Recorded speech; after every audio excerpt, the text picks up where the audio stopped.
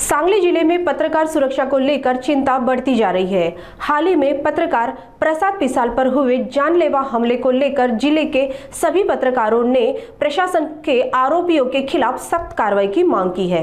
सांगली जिले के पत्रकारों ने बुधवार को जिला कलेक्टर अशोक काकड़े और अतिरिक्त पुलिस अधीक्षक रितु खोकर को ज्ञापन सौंपकर पत्रकार प्रसाद पिसाल पर हुए हमले के आरोपियों के खिलाफ कड़ी कार्रवाई की मांग की। पत्रकारों ने हमले के प्रयास, महिला सहयोगी से दुर्व्यवहार और साजिश जैसे गंभीर अपराधों में शामिल आरोपियों पर पत्रकार संरक्षण अधिनियम, मकुका और झुग्गी झोपड़ी अधिनियम के तहत मामला दर्ज करने की मांग की। उन्होंने सीसीटीवी फुटेज, फॉरेंसिक जांच और मेडिकल रिपोर्ट के आधार पर वैज्ञानिक जांच की आवश्यकता बताई।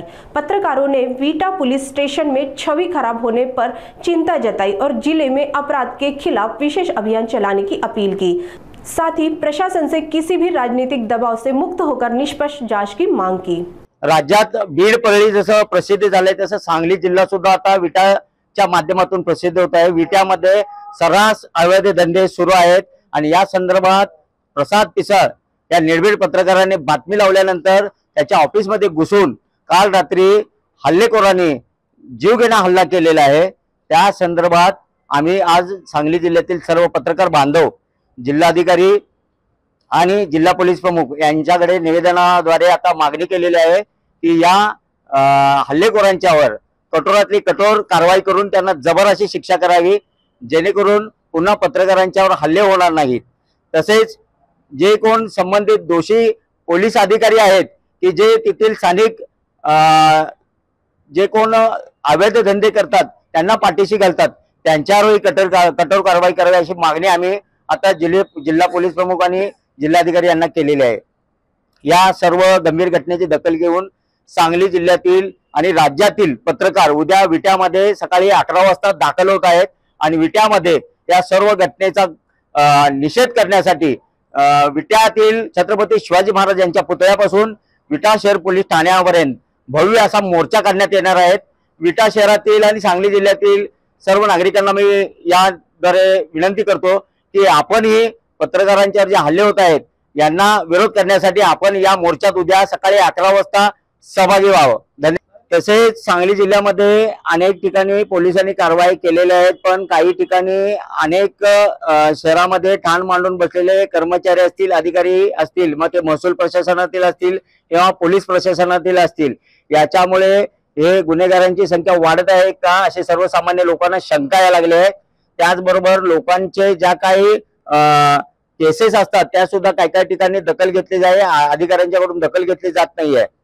विटा शहरात अशी चर्चा आहे आता सांगली शहरामध्ये आणि सांगली जिल्ह्यामध्ये की गोळ्या बिस्किट दुकानात ज्या पद्धतीने मिळते त्या पद्धतीने ड्रग्स मिळतात अशा पद्धतीची चर्चा आता सुरू आहे। त्यामुळे पुढे भविष्यात नवीन तरुण पिढी जी या नशेच्या विळख्यात अडकत आहे ते कुठे जर थांबवायचं असेल तर याचा बंदोबस्त पोलिसांनी ताबडतोब केला पाहिजे। नूतन जिल्हाधिकारी यांना सुद्धा मी आता निवेदनाद्वारे मागणी केलेली आहे। त्याचबरोबर जे दोषी अधिकारी असतील विटा पोलीस ठाण्यातील त्यांच्यावर भी कारवाई करावी। त्याचबरोबर एमडी ड्रग्सचा जी कारवाई एलसीबी पोलिसांनी केली की 60 किलोमीटरवर असणाऱ्या एलसीबी पोलिसांना कारवाई झालेले कळतंय आणि तिथं ड्रग्सचा कारखाना आहे हे त्यांना समजतंय, मात्र विटा शहर 5 किलोमीटर असणाऱ्या पोलिसांना तिथं माहिती नाहीये।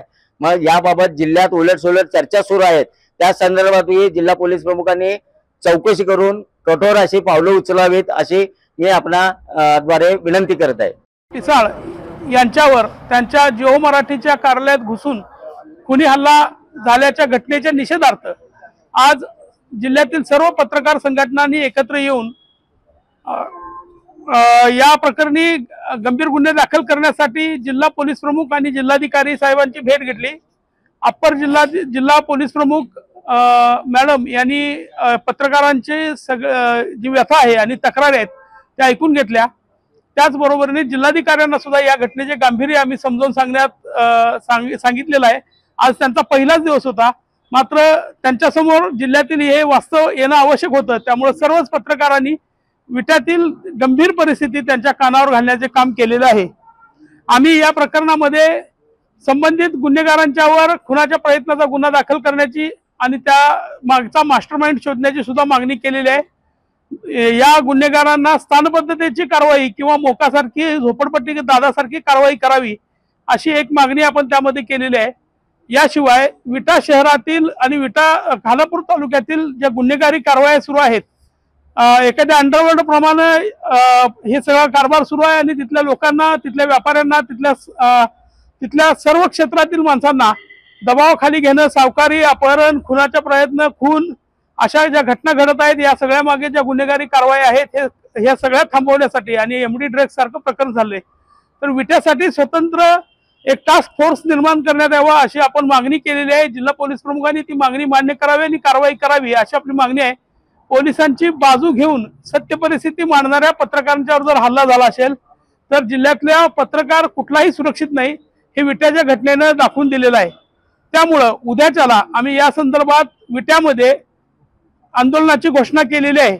विट्यातील सर्व नागरिकांनी आम्हाला पाठिंबा दर्शवलेला आहे आणि त्यानुसार उद्याच्याला 11 वाजता शिवाजी महाराजांच्या पुतळ्यापासून विट्यात मोर्चा निघणार आहे विटा पोलीस ठाण्यावर। यामध्ये जिल्ह्यातील सर्व पत्रकार सहभागी होतील